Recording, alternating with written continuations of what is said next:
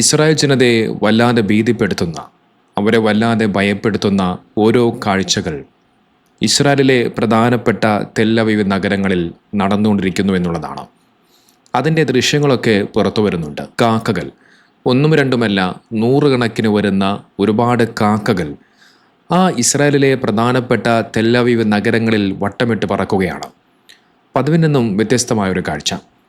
നമുക്കറിയാം, ഈ യുദ്ധം നടന്നുകൊണ്ടിരിക്കുന്ന ഈ ഒരു സാഹചര്യത്തിൽ ഇത്രയധികം കാക്കകൾ ആ പ്രധാനപ്പെട്ട നഗരങ്ങളിൽ ഇങ്ങനെ വട്ടമിട്ട് പറക്കുന്നത് ഇസ്രായേൽ ജനതയെ സംബന്ധിച്ച് അവരെ വല്ലാതെ ഭീതിയിലാഴ്ത്തിയിരിക്കുകയാണ്. അതിൻ്റെ ദൃശ്യങ്ങൾ ഞാനൊന്ന് കാണിക്കാം.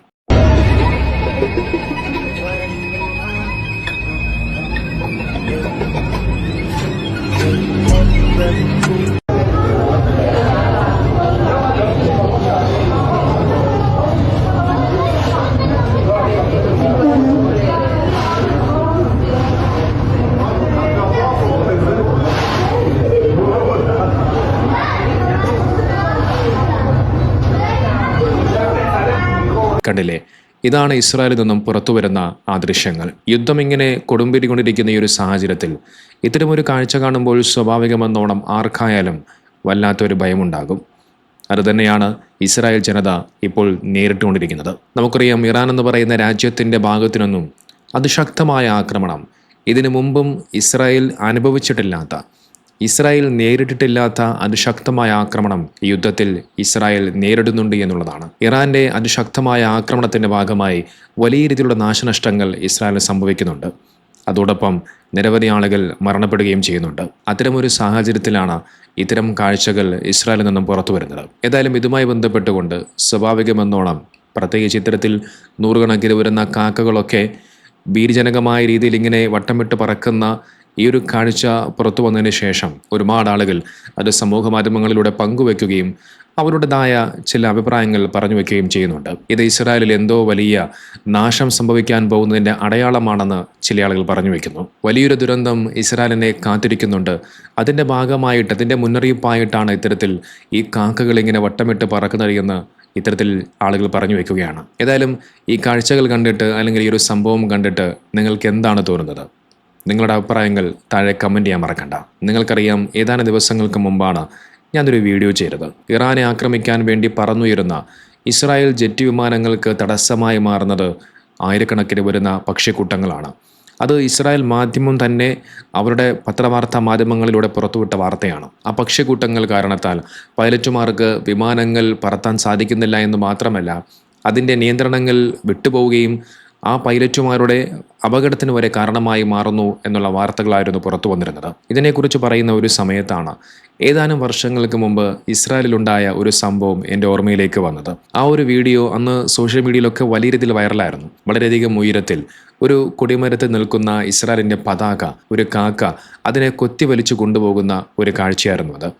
ഏതായാലും ആ വീഡിയോ കണ്ടിട്ടില്ലാത്തവർക്ക് വേണ്ടി ഞാനൊന്ന് കാണിക്കാം.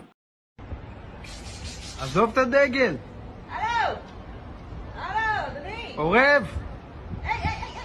אנרכיסט! הלו!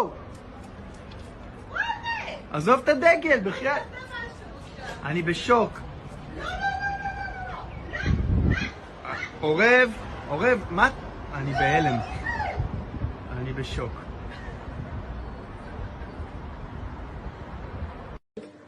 קראו לי את כל הדגל. איהו! זה דגל ישראל!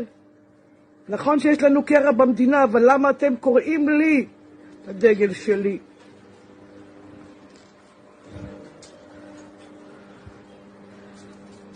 איזה אגרסיבי. זה הדגל שלי!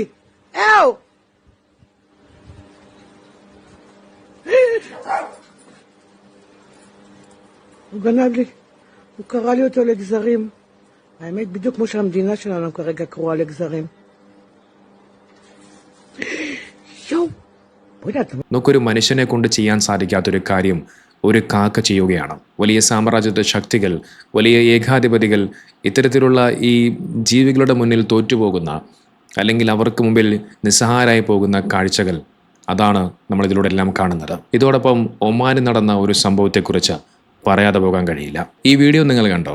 ഇതാണിപ്പോൾ സമൂഹ മാധ്യമങ്ങളിൽ വലിയ രീതിയിൽ വൈറലായി മാറുന്ന വീഡിയോ. ഇത്തരം വാർത്തകളും ഇത്തരം ദൃശ്യങ്ങളൊന്നും പലപ്പോഴും നമ്മുടെ കേരളത്തിലെ പത്രവാർത്താ മാധ്യമങ്ങൾ കാണാറില്ല എന്നുള്ളതാണ്. നമുക്കറിയാം, കഴിഞ്ഞ കുറച്ച് ദിവസങ്ങളിലായി ഒമാനിൽ വലിയ രീതിയിലുള്ള മഴ പെയ്യുന്നുണ്ട്. ആ മഴയുടെ ഭാഗമായി പലയിടങ്ങളിലും ശക്തമായ പ്രളയങ്ങളും ഉണ്ടാകുന്നുണ്ട്. അത്തരത്തിൽ പ്രളയത്തിൽ 2 ഇന്ത്യക്കാർ ഒരു വാഹനത്തിനകത്ത് പെട്ടുപോവുകയാണ്. അവരിങ്ങനെ ആ മരണത്തെ മുഖാമുഖം കണ്ടു നിൽക്കുന്ന ആ ഒരു സാഹചര്യം, ആ ദൃശ്യത്തെ നോക്കിക്കഴിഞ്ഞാൽ മനസ്സിലാകും അവിടെ ഒരുപാട് ആളുകൾ കൂടി നിൽപ്പുണ്ട്. പക്ഷെ അവരാരും അവരെ രക്ഷിക്കാൻ വേണ്ടി മുൻപോട്ട് വരുന്നില്ല എന്നുള്ളതാണ്. അത്തരമൊരു സാഹചര്യത്തിൽ ഒരു ചെറുപ്പക്കാരൻ അതിസാഹസികമായ കൊണ്ട് ഒരു ഭയം പോലും ഇല്ലാതെ തൻ്റെ സ്വന്തം ജീവനും പോലും പണയപ്പെടുത്തിക്കൊണ്ട് ആ വാഹനത്തിലുണ്ടായിരുന്ന 2 പേരെയും രക്ഷപ്പെടുത്തുകയാണ്. ആ ചെറുപ്പക്കാരൻ ആരാണെന്നറിയണ്ടേ?